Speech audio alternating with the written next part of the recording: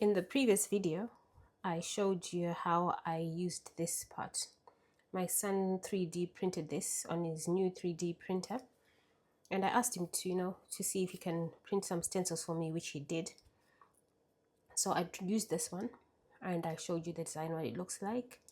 And now I'm going to try it with this part.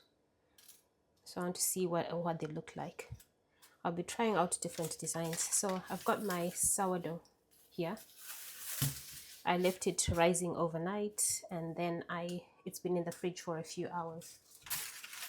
I put it in the fridge to firm up so that it's easier to score.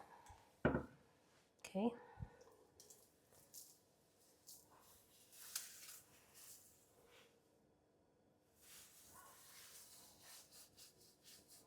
So I want this to go right in the middle here. I need to get some of the flour off. I've got this brush.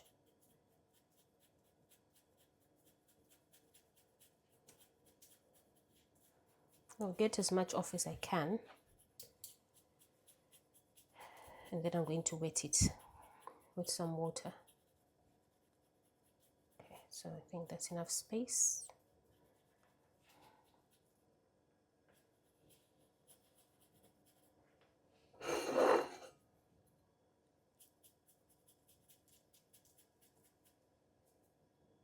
You can use a bigger brush. I just didn't get my bigger brush, but you can use a bigger brush.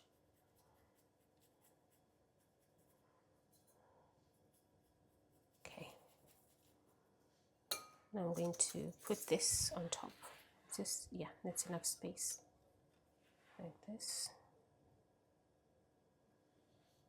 I'm pushing it down so that it leaves an imprint. The next step of this is let me show you. Okay.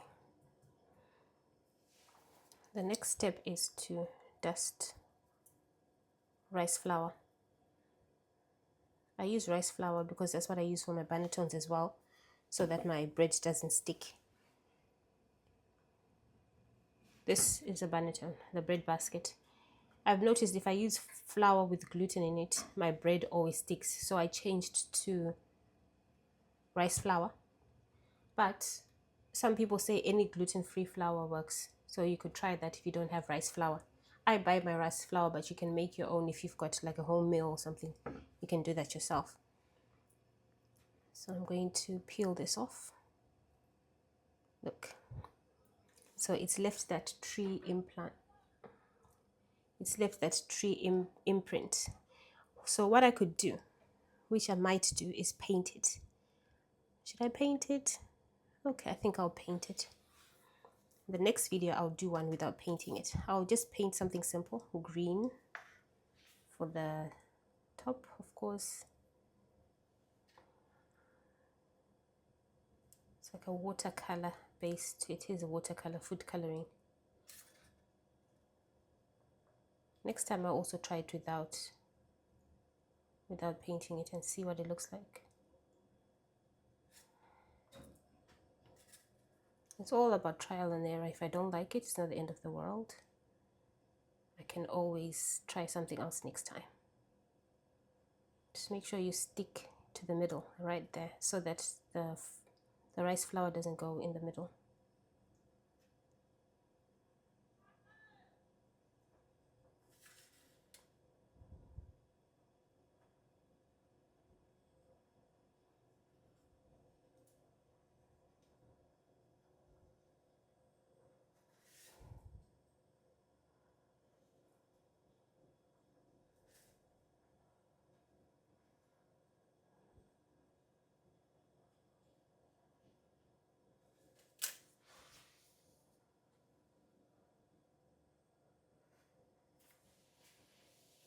Okay.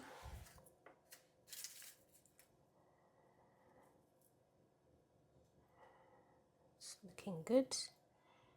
Now I'm going to paint the bark. I'll make that brown. I've got this brown food color. It's a powder. So I've got a bit of that. Wet the brush a bit.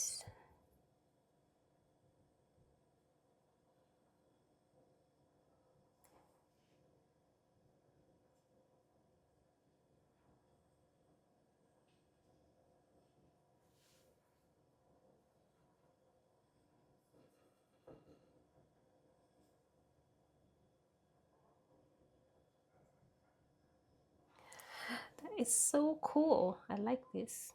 Just a bit of brown highlights in there. Oh, that's very nice. Okay. Now to control how this opens up in the oven, because I don't want to ruin my tree, I'm going to score it. I'll just score around it, around the shape. If you've got a turntable, use it. If you don't, it's okay. Just use the worktop. I have a turntable, but I left it somewhere, so it's okay. Just do that, freehand it.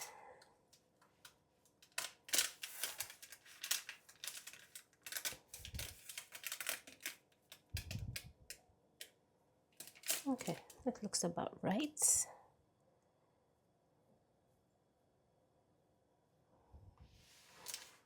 Could do another border right around the tree, like that. Okay, I'll do that. It's like a frame. Doesn't have to be as deep as the other one. Doesn't have to be as deep as this circle. Sometimes I try as I go. I don't have a design in mind, but I try it out and see what it looks like. Okay, that'll do. Right, so we'll come back. I'm going to bake this. As usual, I will bake it in my enamel roaster.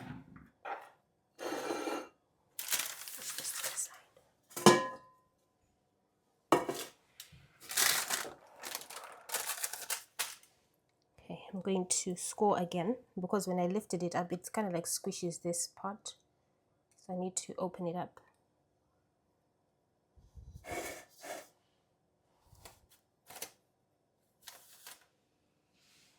Okay.